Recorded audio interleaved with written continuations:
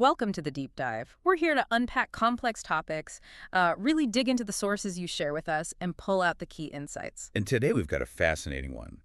We're diving into the world of artificial intelligence, which is, well, both amazing and, let's be honest, sometimes a bit frightening. Absolutely. And we're looking at it through the eyes of a real giant in the field, Geoffrey Hinton, often called the Godfather of AI.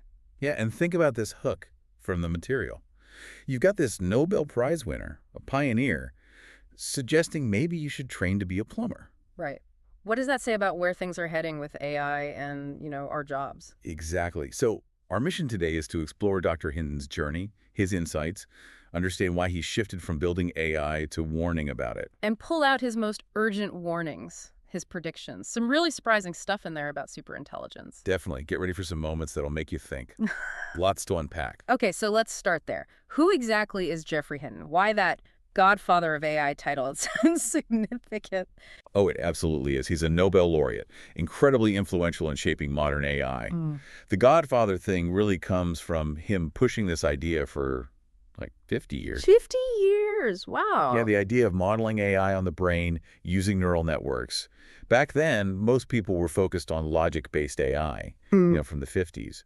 He was kind of an outlier. Holding on to that vision when others weren't really buying it? Precisely. Yeah. And because he was so committed, he attracted these really bright young students who did believe in neural net. Right, creating this sort of hub of talent. Exactly. Yeah. And some of those students, well, they went on to be key players at places like OpenAI. It's all connected. So his work leads him to Google. He's there for a decade. Central figure. Why leave? Especially then. He was at Google for 10 years, yeah. They bought his company, the one built around AlexNet. AlexNet, that was the big image recognition breakthrough, wasn't it? Huge. Really proved deep learning worked and kicked off the modern AI boom. He left Google when he turned 75, officially to retire. Yeah. But the timing was specific. He said himself the timing was so he could talk freely at a conference about AI's dangers. He felt it was wrong to say things that might hurt Google while he worked there. Interesting. So a sense of responsibility to his employer, but also this growing concern. Yeah, and he actually credited Google, saying they acted responsibly by not releasing their chatbots earlier. He contrasted that with OpenAI, suggesting they didn't have a reputation to worry about in the same way back then. Okay, so for you listening, this isn't just history. It's about a top expert fundamentally shifting gears, right? It's huge. He explicitly says his main mission now is to warn people how dangerous AI could be. And crucially, he admits he was quite slow to understand some of the risks himself. So he wasn't always an alarmist. Not at all. He says he only really grasped the existential threat AI getting smarter than us just a few years ago. That makes his warning feel even more, well, urgent.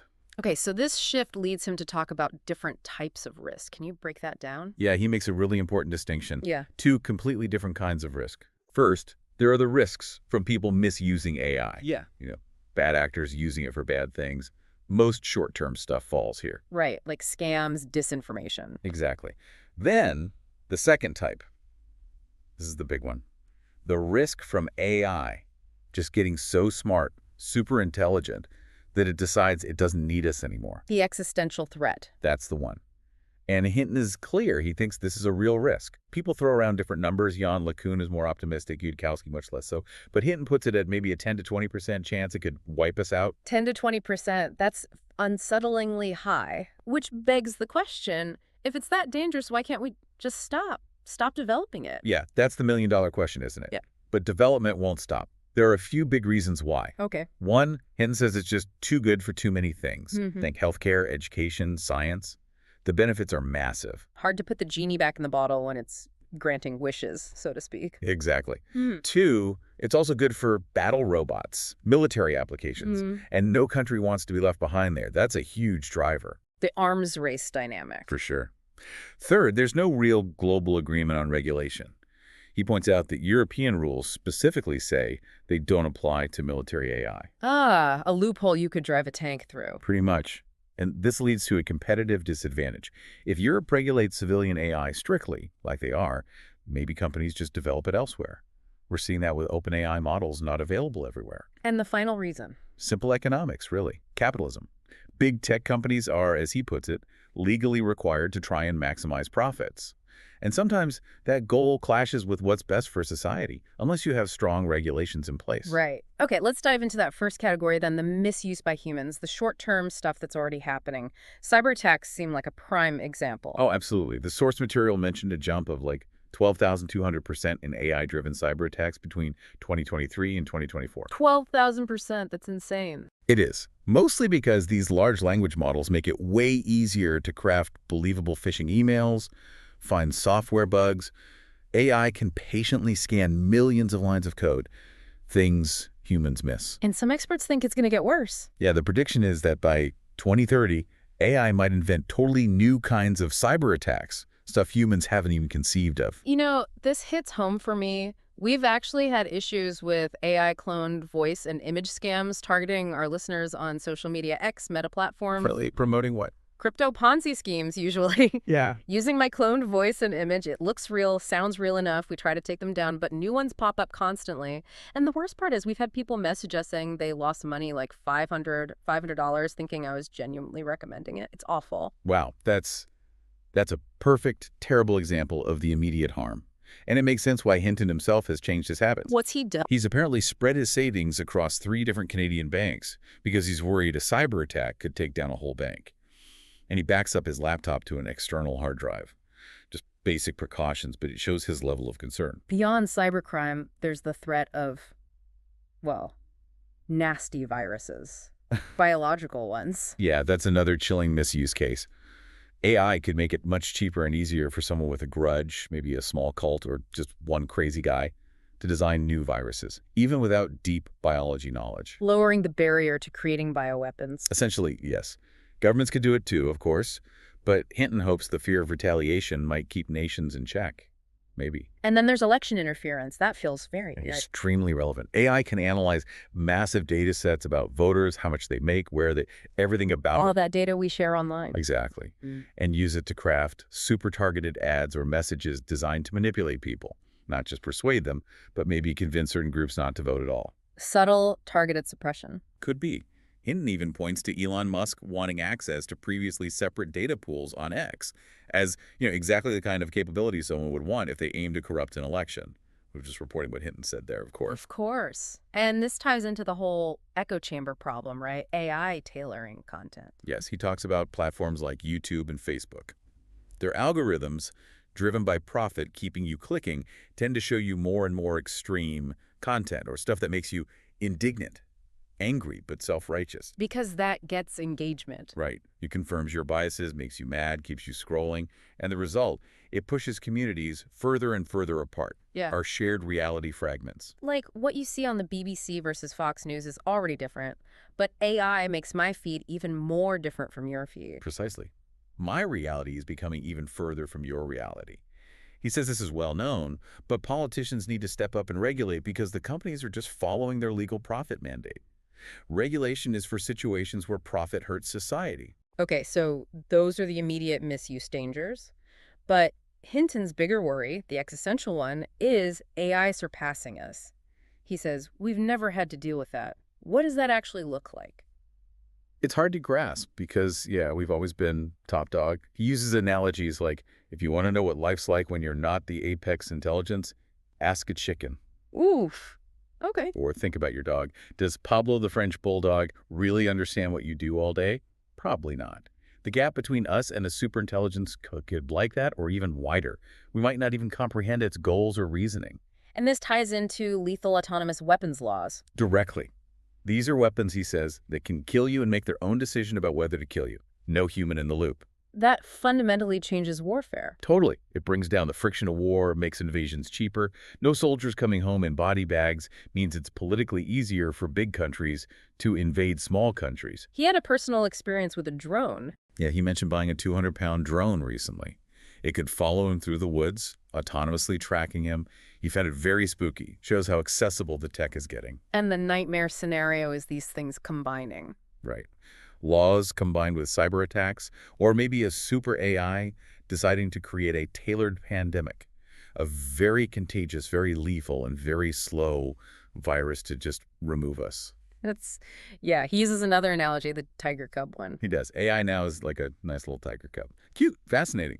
But he warns, you better be sure that when it grows up, it never wants to kill you. Because if it does. You'd be dead in a few seconds. The challenge is figuring out how to instill values, how to make sure it doesn't want to take over. But he admits it's not clear that we can. So how far are we from that grown-up tiger? How does today's AI, like GPT-4, compare to this superintelligence? Well, current AI, like GPT-4, is already superhuman in specific areas. Chess, Go. It's not even a contest anymore. Knowledge. GPT-4 knows thousands of times more than any single human. But humans are still better overall, for now. For now, yes. Things like interviewing someone, nuanced social understanding, maybe. Superintelligence is when it's better than us at all things, across the board. And the time frame for that? Hinton guesses 10 to 20 years, maybe less. Others say 50 years, some longer. But it's not centuries, in his view. What makes digital intelligence potentially so much more powerful than our biological brains? It's not just speed, right? No, it's deeper. The key is digital cloning and information sharing. You can make perfect copies of an AI model. Okay. So you can have thousands of identical AIs learning different things simultaneously. One reads all of Wikipedia, another learns from YouTube videos, another from scientific papers. And then they combine their knowledge. Instantly. They can sync their weights, the connections that represent their learning, at trillions of bits a second. Humans can't do that. We share info slowly through language, maybe 10 bits a second. And our knowledge dies with us. Exactly. But an AI's knowledge, its weights, can be saved, copied, run on new hardware. As long as the data exists, the intelligence potentially can too. It's a form of immortality. That's a profound difference. What about creativity? We tend to think of that as uniquely human. Hinton challenges that too. He thinks digital AI might be more creative because it can see connections we miss. He gave this example, asking GPT-4, why is a compost heap like an atom bomb? Okay, I have no idea. Right. But GPT-4 apparently got it instantly. They're both chain reactions, just on vastly different scales of time and energy. It can see many, many analogies that people have never seen. So this really dismantles the idea of human specialness.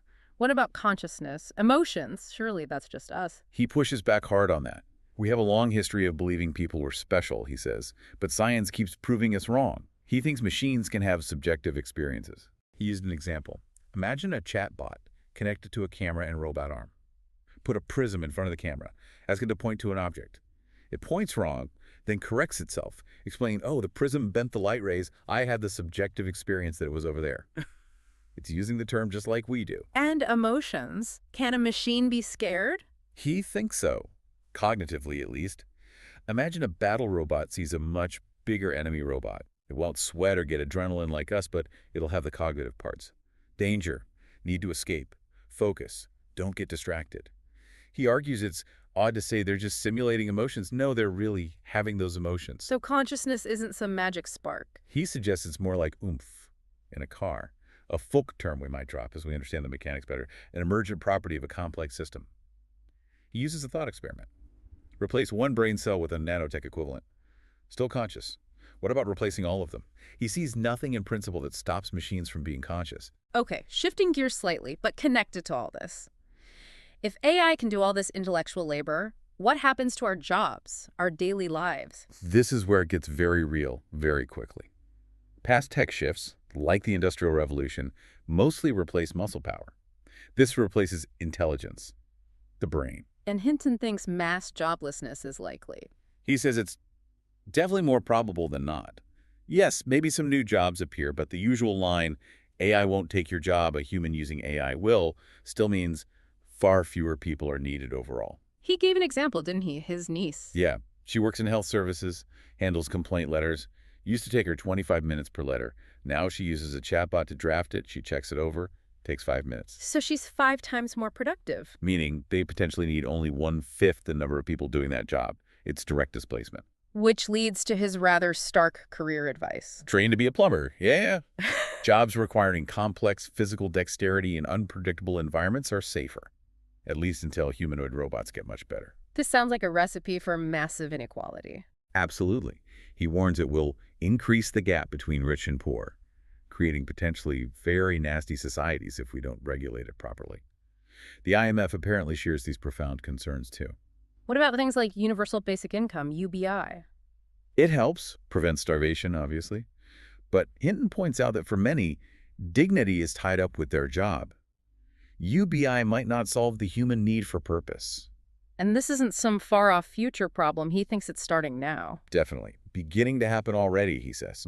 He mentioned seeing articles about new graduates struggling, and also an anecdote about a major company CEO saying they cut their workforce from 7,000 to 3,000 because AI agents now handle 80% of customer service queries. Wow. Okay. So given all these warnings, the job losses, the existential risk, is there any hope? What can actually be done? He's pretty pessimistic about slowing down development. He doesn't believe we're going to slow it down. Too much competition between nations, between companies. The race is on, basically. Seems like it. But can AI be made safe? Does he think that's possible? He says he's agnostic on that. He doesn't know for sure. But he strongly believes we should put enormous resources into trying to figure that out. It's worth trying. Urgently. And he mentioned one of his former students. Yeah, Ilya Sutskever. Key figure at OpenAI early on, co-developed things like ChatGPT. He left OpenAI specifically citing safety concerns and started his own company focused purely on AI safety. So Sutskever, at least, seems to believe safe superintelligence is achievable. What about governments? What's their role? Hinton pushes for highly regulated capitalism, forcing companies through law to prioritize safety and societal good, not just profit. But that means politicians need to understand the tech and get on and regulate it. Which can be a challenge. A big one. He mentioned watching some U.S. Senate hearings where the questions were embarrassingly basic. Even heard an education secretary refer to AI as A1. That lack of understanding at high levels is a real problem for effective regulation. So for the average person listening, feeling maybe a bit overwhelmed, what can they do? He admits there's not much they can do directly as individuals. It's a bit like climate change. Systemic problems need systemic solutions. The main leverage point, he suggests, is political pressure. So urging governments to act. Yeah.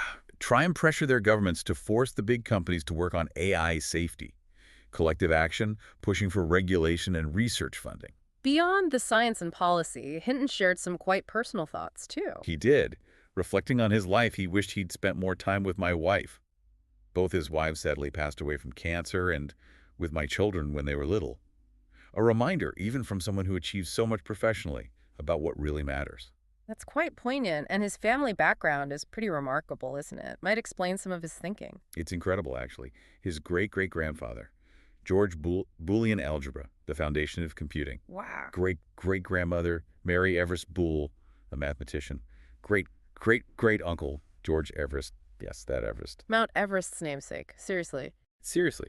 And his first cousin, once removed, Joan Hinton, was a nuclear physicist on the Manhattan Project. She was apparently very cross about the bomb being used and moved to Mao's China. That is some intellectual and world-changing lineage. No kidding. Maybe he explains his willingness to pursue unconventional ideas and grapple with big consequences. And finally, he offered some life advice based on his own experience. Yeah, he said, if you have an intuition that people are doing things wrong, don't give up on that intuition just because everyone disagrees. Dig into it. Figure out why you think it's wrong. Because just occasionally, he says, you'll have an intuition that's actually right and everybody else is wrong. Like his early belief in neural nets. Trust your gut, but verify it. Basically, yeah. Don't dismiss your own insights too quickly. So wrapping this up, what does this all mean for you listening? Hinton clearly sees joblessness, the loss of purpose, as maybe the biggest immediate threat to human happiness from AI. Right. Not just the money, but the dignity and meaning people derive from work. And we've covered these incredible AI capabilities, cloning knowledge, potential immortality, maybe even consciousness alongside these huge challenges. Jobs, inequality, societal division, even the existential risk. It leaves you with a big question, doesn't it? If AI can do the mundane, maybe even the creative, maybe even be conscious, what does finding purpose and dignity mean for us? In a world where human utility, as we've always known it, might fundamentally change. What contributions, what forms of meaning will matter when intelligent machines can seemingly do it all? Something profound to think about.